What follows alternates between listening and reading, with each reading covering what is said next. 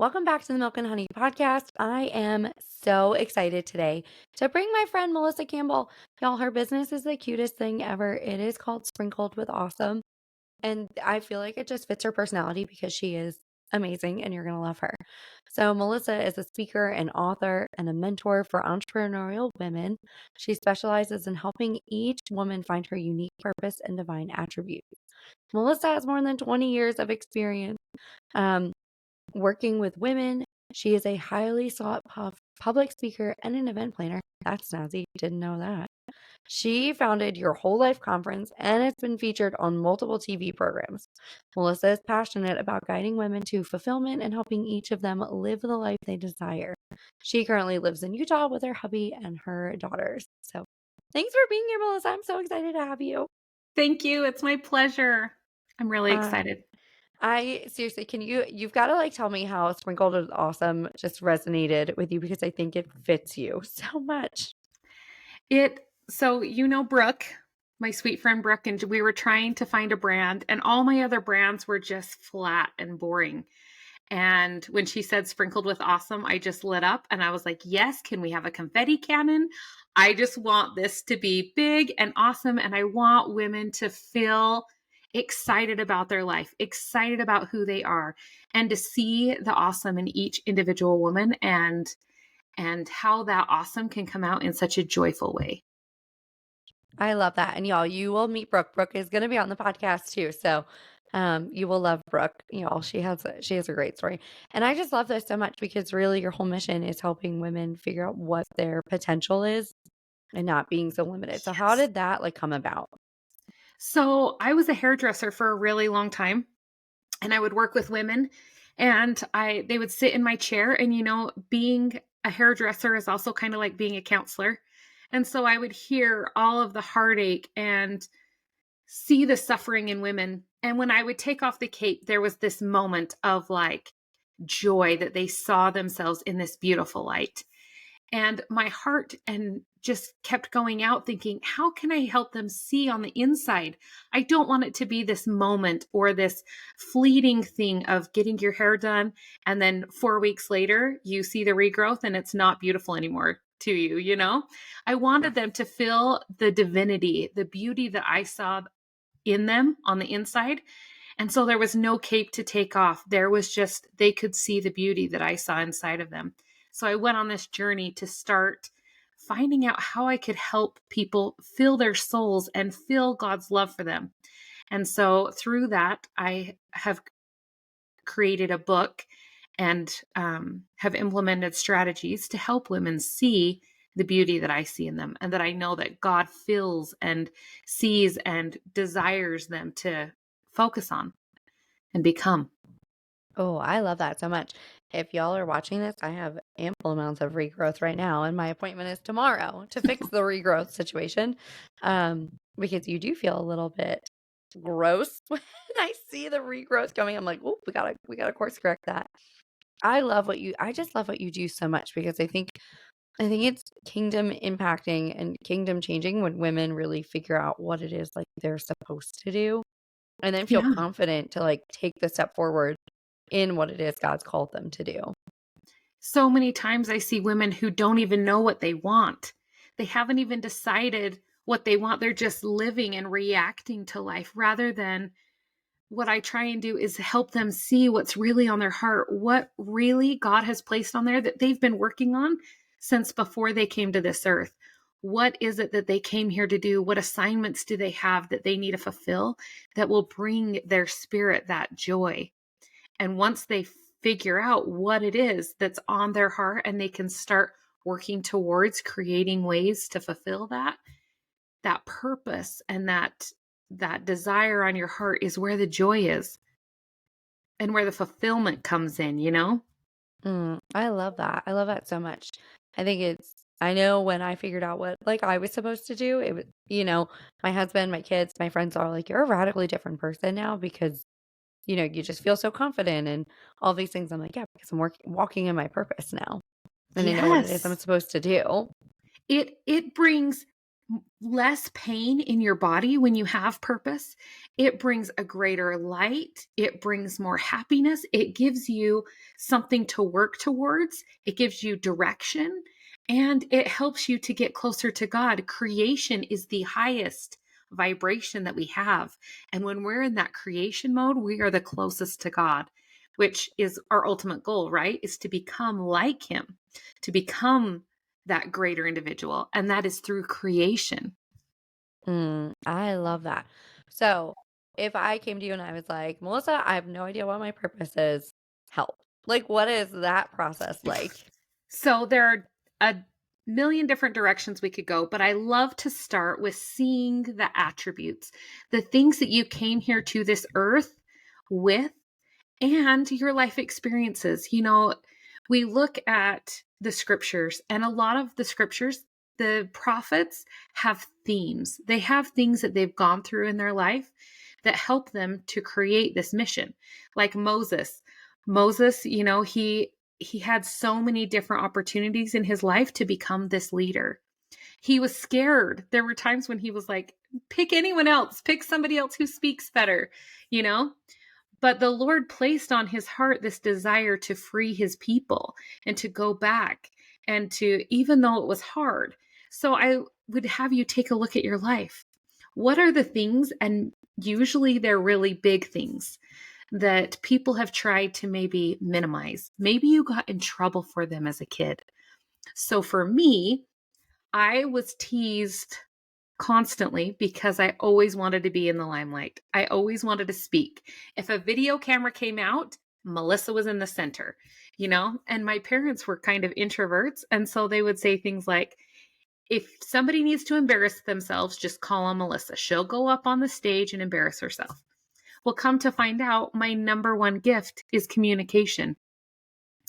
And so I like to talk. I like to express my thoughts and feelings. I like to be around people. And so usually the things that are your greatest gift are the things that you have maybe been put down for, which isn't that Satan's plan? Like if he could stop your greatest power, your greatest strength, if he could get people to make you think that it was bad and that you needed to stop doing it, he knows you. Just like Jesus knows you, just like your Heavenly Father knows you. And if he can get you to play small and to dumb that down, then he wins, right? But if Mm. you can start seeing that as your greatest strength, your power, what lights you up, what fuels you, and what it is, like for me, what is it that I need to speak? What is it that the Lord placed on my heart that he wants me to share with others, with all these people that are around me? He wants me to help them feel his love.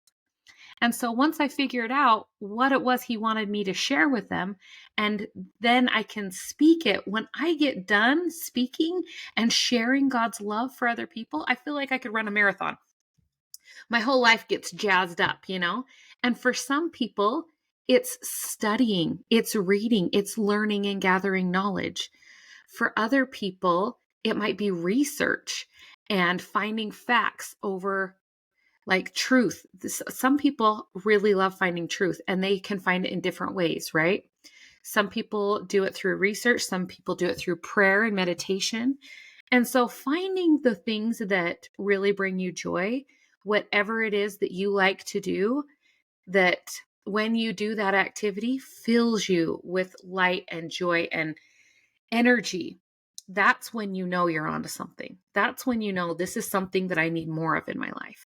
And when you add more of it in your life feels richer, feels fuller. But most of the time, we're dumbing down those things. We're trying to hide them because they are so big and so powerful. And others, none of us have the same gifts, you know? In Matthew, the Lord talks about how he gives out gifts and he gives them out individually according to several abilities, which is individual. We have a God that's individual. He gives each of us a certain amount of gifts individually for our needs and what he needs us to do on this earth. So when we're given them, they look different. our life experiences and our gifts are different. None of them are the same. So we don't understand each other's gifts.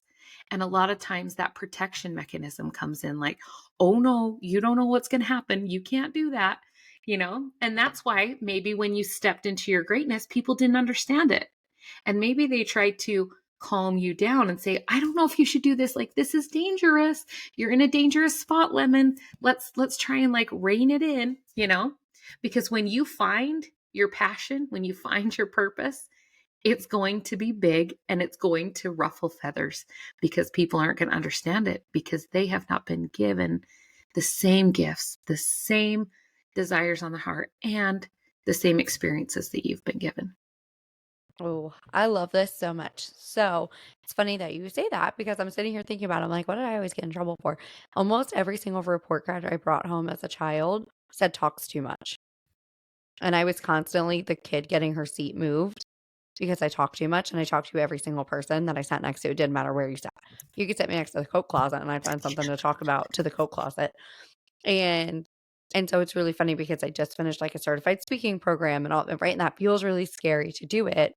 But I've been doing it for years and moving to stages and all of those things. But a lot of people were really ruffled by it. A lot of people. The minute I started my business, gosh, like 8 years ago. And I remember people I grew up with, people I've known my whole life, questioning, who do you think you are? Why do you feel like you're qualified to do this? Why do you want more than the things you had growing up? Like all of these kinds of questions. And even, when I started my business, what I'm doing now, again, a lot of people made fun of me. They were really mean to me about it. And now they're like, well, wait a minute. I've been watching you do this. You're a different person. You're really in your calling. I want what you have. Yep. It's scary. People are scared. And I mean, it's even scary for us, right? When people start questioning us, we're like, oh, am I sure I really want to do that? Do I really want to step out? But it is the people who are the closest to us that have the hardest time. They want to protect us. They really do. But once you, like you said, once you step into that greatness and that light just exudes from you and you're feeling fulfilled and you're bringing people to Christ how you knew that you could, you know, then it's super attractive and everybody wants it. When you're living in your strengths, it is uber attractive and people are like, I want that. How do I become that? But then that's when they have to become themselves, not Lemon. Because sometimes we get caught in the because it's so attractive that I want to compare it. I want to do what Lemon's doing. So I'm going to become like her. No, you need to become like you. What is it that's placed on your heart that's beautiful? Oh, I love that. That's a big issue, right? Is the comparison, the imposter syndrome. That's something I feel like I hear. I just heard this yesterday from somebody. She said, I don't think I fit in because I'm not you or this other girl. And I said, great. God didn't ask you to be us. Yes. And I think that that's one of the things that I give women permission is to be authentic to who they are. Because so many times we see this beautiful shiny object over here and we think, I want to be like that or I want to have what you have. But you can pick out an imposter out of a room full of people because it doesn't fit. It doesn't resonate. But when you can be your authentic self, when you can step into who you are, it becomes just as attractive. Even if, like, I talked to a whole group of women one time and I said, what is the thing that you're hiding? Because it is usually what is going to be your superpower in your marketing, in your business, And one lady said, I love Legos, And I'm like, there are people out there who love Legos too, And when you step into showing people this Lego person that you feel like is a nerd and you're creating these beautiful pianos or, all these things, people are going to see that as gorgeous and beautiful art that you're creating. I had another lady who dealt with horses and she could calm horses with oils. And she told me about how she helped her donkey with oils. And I'm like, that's fascinating. Like, why are you hiding that? It's such a gift that everybody will think is fascinating if you share that. And so a lot of times we hide them because they feel embarrassing. They feel like nobody's going to want to see that because that's my nerdy side that I can't let out. that nerdy side becomes really attractive when you step into your power. Mm, I love that because yeah, that is something, it's very interesting you said that because as soon as I shared the pieces of myself that I maybe didn't share, right? Because you don't want to ruffle feathers, you're told not to talk about, politics and religion and like, all these things. And of course, that's like all I ever talk about.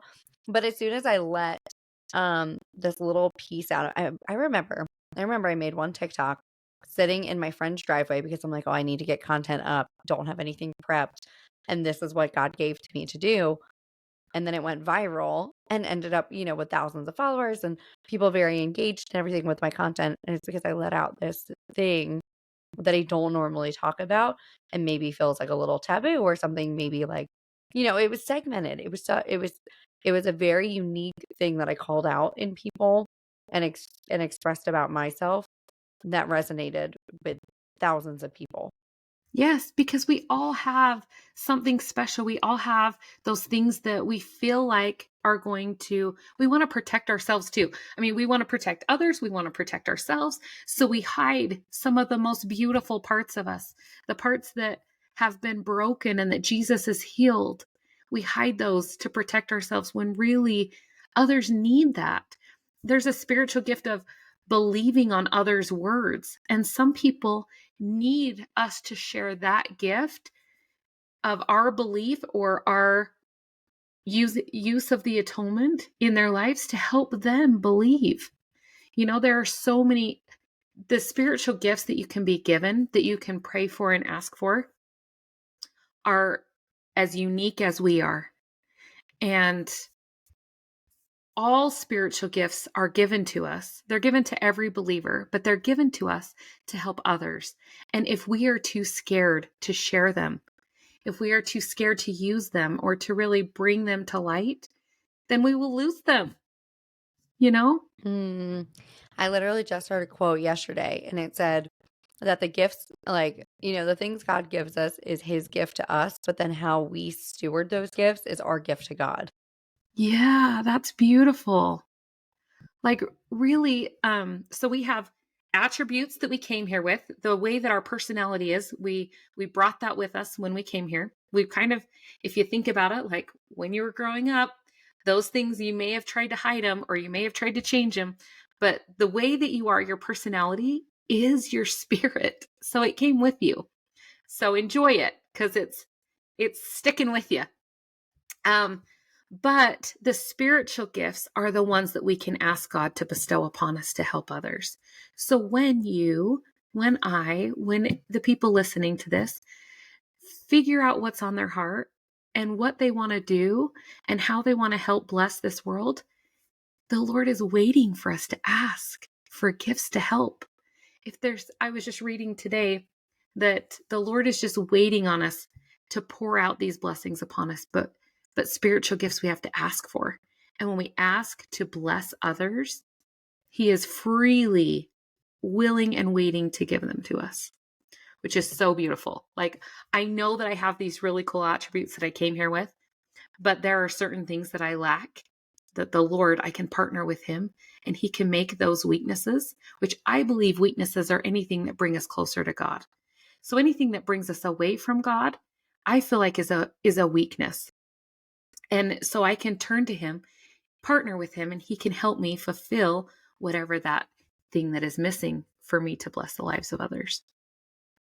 Oh, I love that so much. That's such like a beautiful perspective to have on it, right? It's like, there's that verse, right, where like we're weak, he is strong, right? And his power can be manifest in things. And so I love that that's the perspective that you take. Like, I can go to God and I can ask for the things that I need to fulfill the purpose that he has for me.